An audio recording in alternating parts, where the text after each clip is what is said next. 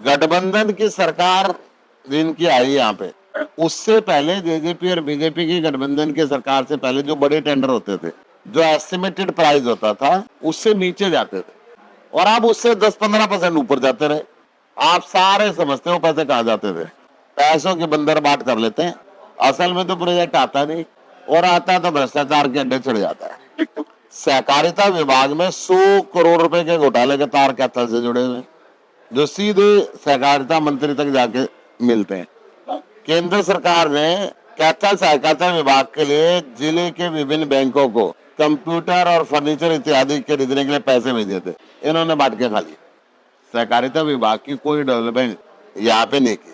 कैथल के अंदर भ्रष्टाचार का नेक्सस चल रहा है, मिल बांट के खाते हैं और जनता को तमाशा दिखाते हैं। जनता भुगतती रहती है, इनकी सीट के ऊपर कोई फर्क नहीं पड़ता। ये लोग नए प्रोजेक्ट लगाने की घोषणा कराते हैं, सरकार से पैसे अप्रूव कराते हैं, फिर पैसा प्रोजेक्ट में लगाने के बजाय अपनी जेबों में। गठबंधन की सरकार जिनकी आई यहाँ पे, उससे पहले जेजेपी और बीजेपी की गठबंधन की सरकार से पहले जो बड़े टेंडर होते थे, जो एस्टिमेटेड प्राइस होता था, उससे नीचे जाते थे और आप उससे 10-15% ऊपर जाते रहे। आप सारे समझते हो पैसे कहाँ जाते थे, पैसों की बंदर बाट कर लेते हैं। असल में तो प्रोजेक्ट आता नहीं, और आता तो भ्रष्टाचार के अड्डे चढ़ जाता है। सहकारिता विभाग में 100 करोड़ रुपए के घोटाले के तार कैथल से जुड़े हुए, जो सीधे सहकारिता मंत्री तक जाके मिलते हैं। केंद्र सरकार ने कैथल सहकारिता विभाग के लिए जिले के विभिन्न बैंकों को कंप्यूटर और फर्नीचर इत्यादि खरीदने के लिए पैसे भेजे थे, इन्होंने बांट के खा लिए।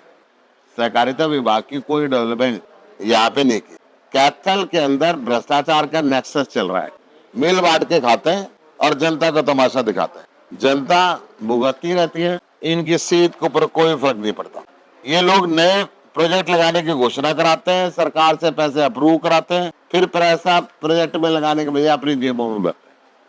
गठबंधन की सरकार जिनकी आई यहाँ पे, उससे पहले जेजेपी और बीजेपी की गठबंधन की सरकार से पहले जो बड़े टेंडर होते थे, जो एस्टिमेटेड प्राइस होता था, उससे नीचे जाते थे और आप उससे 10-15% ऊपर जाते रहे। आप सारे समझते हो पैसे कहाँ जाते थे, पैसों की बंदर बाट कर लेते हैं। असल में तो प्रोजेक्ट आता नहीं, और आता तो भ्रष्टाचार के अड्डे चढ़ जाता है।